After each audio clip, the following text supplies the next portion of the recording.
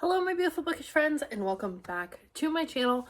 So for today's video, it is time to start the end of the year content. We're going to be wrapping up every book I read coming up very soon. And I have a new format for that, so hopefully you guys like it. But for today's video, I'm going to be talking about this giant stack of books here that are my favorite books of the year, and also going to talk about my most disappointing reads of the year. I like to say the worst books of the year because objectively someone else may like them. So, you know, reading is very subjective. So I like to just say most disappointing for me. Also, these books didn't necessarily come out this year. It's just when I read them. Now, some of them are more current than others. Some did come out this year, but I think a lot of these are from at least 2021, if not beforehand. I tried to be good about new releases this year, and also like reading things that I've been waiting to read for a while. So hopefully you guys read some of these too and liked them, but let's get into it. And these are in no particular order. They are just how I grabbed them off my shelf. So starting off, I think just as a series as a whole, we have to talk about this because everyone was talking about this series this year, and that is the Dreamland Billionaires series. Book 3 comes out January 31st, and I will be at Barnes & Noble to get it. But the fine print and terms and conditions, both for me were 4 stars, with the fine print being just a little bit more of my favorite. I think just because the tropes I liked a lot better than this one. Although Marriage of Convenience is always fun, I do like Enemies to Lovers a little bit more. For me, these two books just were such a fun, different take on the billionaire romance tropes. It wasn't someone being kidnapped. It wasn't someone being purchased. Like, it was assistant and engineer. So that was super fun to read. Also, yes, they are a little bit chunkier of romance books, but they were worth it. And they were such a fast read. And I know I will pick these up and reread them, which is something that definitely contributes to a book being my favorite, is the rereadability. And these ones were both awesome. I think I didn't make them 5 stars simply because they were a little bit longer. Like, we could have cut out a few pages of this one. But overall, amazing books, and I will reread them, and I can't wait for the final offer to come out. Staying on the romance train here, I have It Happened One Summer by Miss Tessa Bailey. I love Tessa Bailey's writing. I always have. And this one, I wasn't sure that I would like because at the beginning, I did not like the main character. I found her to be really annoying and unlikable, but that's how we're supposed to feel about her. So once I got about 50 pages in, I knew I was going to like this book. The love interest is really good, and I like that there was some elements of realism in this, like the little town that relies on like crabbing season to get through the whole year, and the pressure that puts on them as people, like societally, and how this girl coming in could ruin everything because she wants to make all these changes. So I really like that. I think it kind of commented on gentrification a little bit. But also I just really liked how this set up Hook, Line, and Sinker, which I haven't read yet. But yeah, I think the sister aspect of it was really good. And, you know, Grumpy Sunshine is always a fun time. Then I guess I just grabbed everything off of one shelf to start. Love on the Brain by Ali Hazelwood. I really liked The Love Hypothesis last year, and I knew I had to pick this book up when it came out. I think I like this one better than The Love Hypothesis because even if this is fan fiction, which I don't think it is, I think these are original characters, I enjoyed it. Like, I didn't, with The Love Hypothesis, it was hard to get over that it was fan fiction. This one, I had no issues. And if it is, don't tell me because it'll probably make me rethink my whole life with this book. There was some little convoluted parts, but I really liked the third act. The way it all kind of came together at the end was very different compared to a lot of other books that are out right now. And I think that's why I like Ali Hazelwood's writing so much. Some people said that it still talked about too much about people in STEM, and I'm like, that's the whole point of this is to bring more light to like women in STEM and the issues they face, as well as writing a really fun love story. So I enjoyed it, and I'm very excited for Love Theoretically, which comes out next summer. Now onto one of my favorite series ever, and this is in the YA mystery thriller genre. We have The Hawthorne Legacy and The Final Gambit, which I just finished, and it was so incredibly good. The way that Jennifer Lynn Barnes wrote these books, if you haven't read them and you have interest in them, skip this part. Until I'm holding up another book, just skip it. The way that she wrote these to mimic the game that is happening throughout all three books, which you don't realize until this one, is so smart, and something that I'm like aspiring to be as a writer, to have the forethought to write that into the third book. Now, I don't know if she had this whole series outlined and knew that she was going to do that, or if it just kind of fell into place, or if she wrote them backwards. I don't know what it was, but it worked.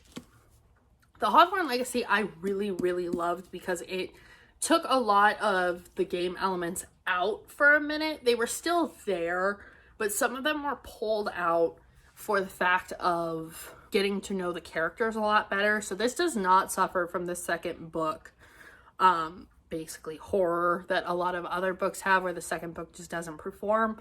For me, this one was my favorite out of the series. You get to know so much more about Avery, and it kind of wraps up a lot of things that you think you know. And I don't think I figured out the ending of this one, and I definitely didn't figure out the ending of The Final Gambit before I got to it. And that's really hard for a lot of books with me, because I usually can pick out what's going to happen. But in these ones, I couldn't. Staying in the mystery realm, we have The Box in the Woods by Maureen Johnson. I loved Truly Devious. The whole series, I think, actually ended up on my favorites of the year videos for each year that I read them. But this one was a really fun expansion of that series. This is a standalone, which I enjoyed. I thought it was actually going to start another series, but it really just functions in the same universe as the other books, which again is a really unique take. And it's something that I don't think we see a lot unless something is a prequel. So I really enjoyed this being a companion, and I like how it was written like the other books, but also like a horror movie, because the whole murder kind of feels like a horror movie. So taking some of those tropes and putting them in there was really fun for me. And I'm a horror movie nerd. I don't like watching them. I like studying them.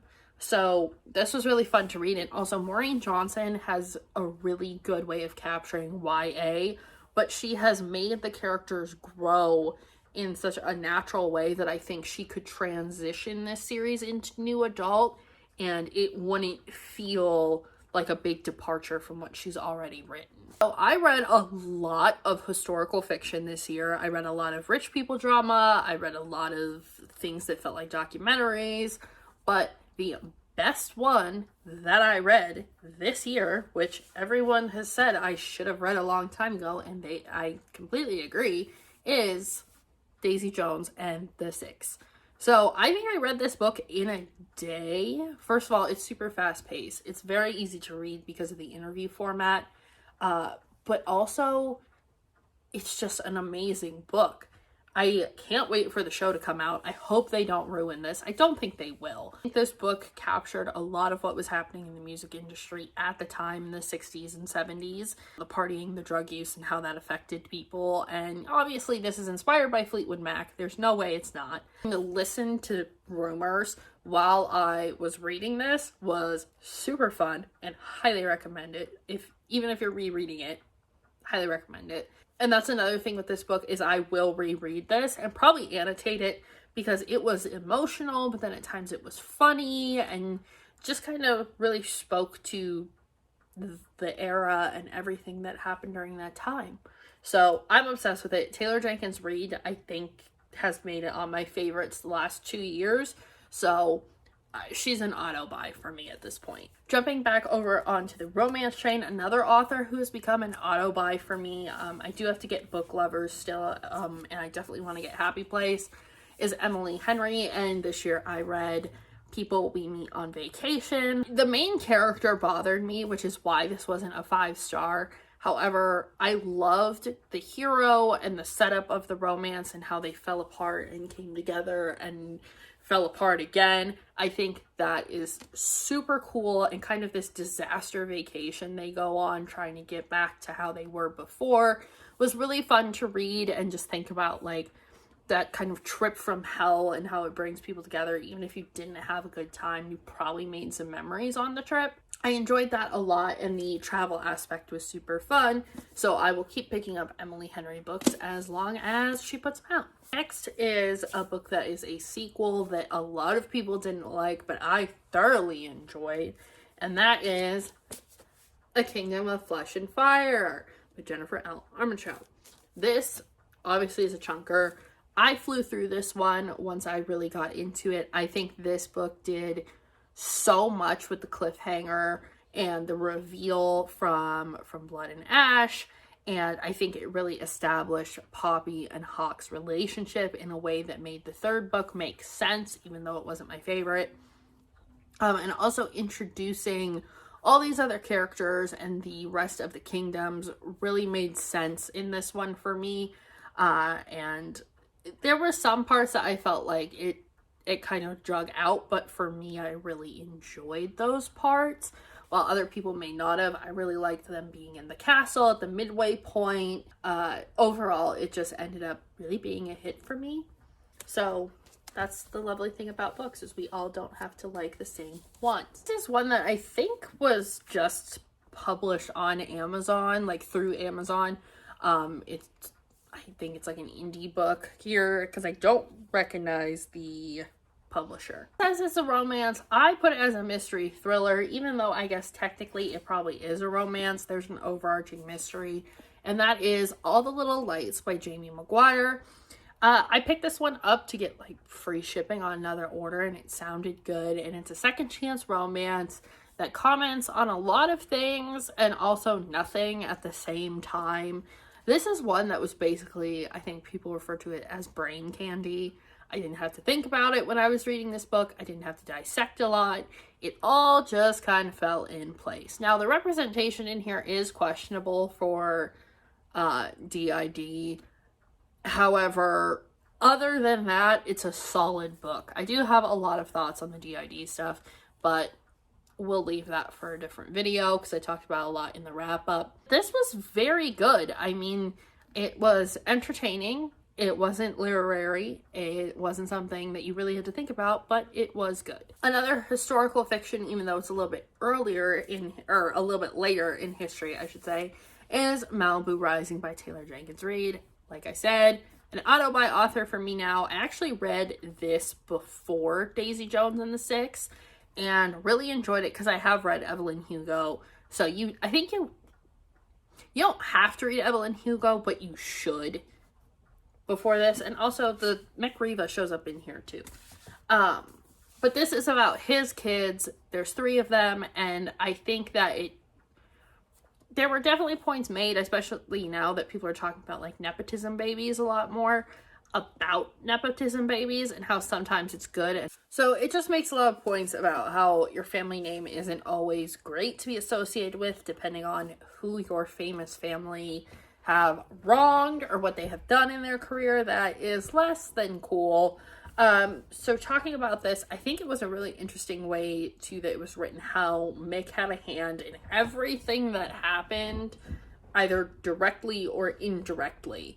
And I think the starting at one point and we work our way through like basically a 24-hour period was very cool, and made a lot of sense with the flashbacks and everything. So a very fun book, highly recommend.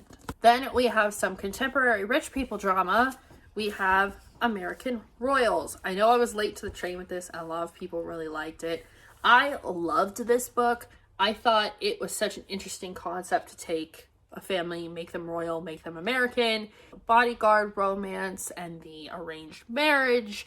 And there's so many different moving pieces here that I think it could get a little convoluted, but it didn't. Last 2 books, one is the third in a series that I cannot wait for the 4th one, and I don't know when it's coming out. But that is Amy Dunmore's League of Extraordinary Women series, and Portrait of a Scotsman was one of my favorites this year. I think Bringing Down the Duke and Rogue of One's Own were also favorites. But this one, definite favorite. I love the idea of the very proper girl and the guy who's like not so proper getting together and traveling to Scotland, and her making a difference and wanting to do things that other people don't think she should be doing, and him encouraging her. That was all super fun. Also, the cover is like one of my favorites. I love the way it's set up and the role photography plays in this, and how, you know, these characters are in the other two books, so it's just expanding this world more and more.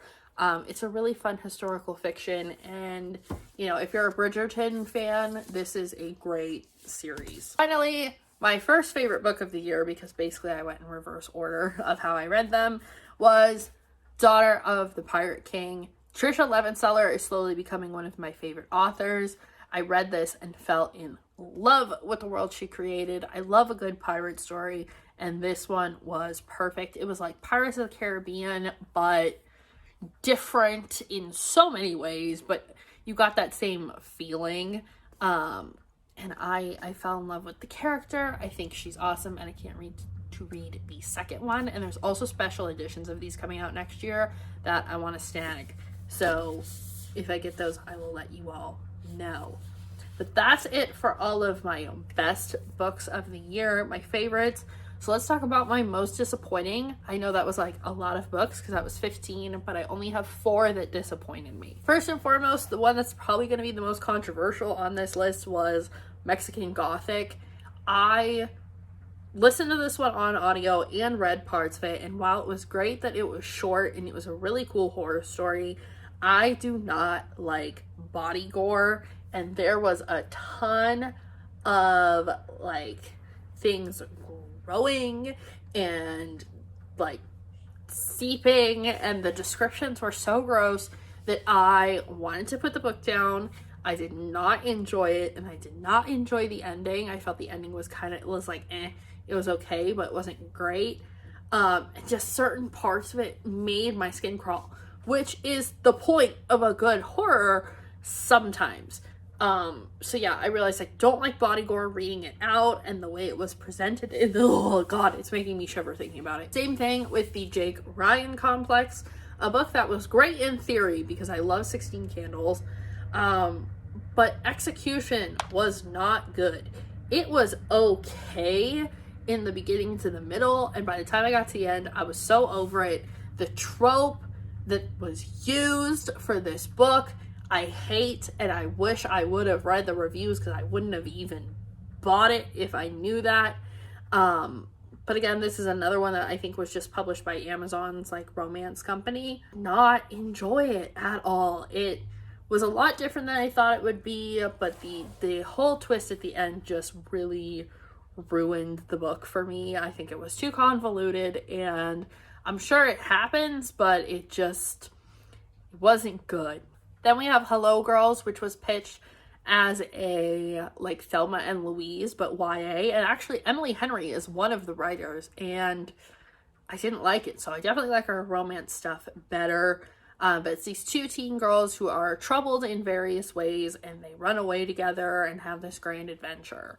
And, you know, there's crime and murder involved, like it is a thriller, but I felt like it was so ridiculous that I couldn't believe the ending. I had a really hard time suspending my level of disbelief with this book, and that sucks because I really thought I would like it, but ultimately I did not. Finally, sadly, probably my most disappointing, because I want to love this book, was The Crown of Gilded Bones.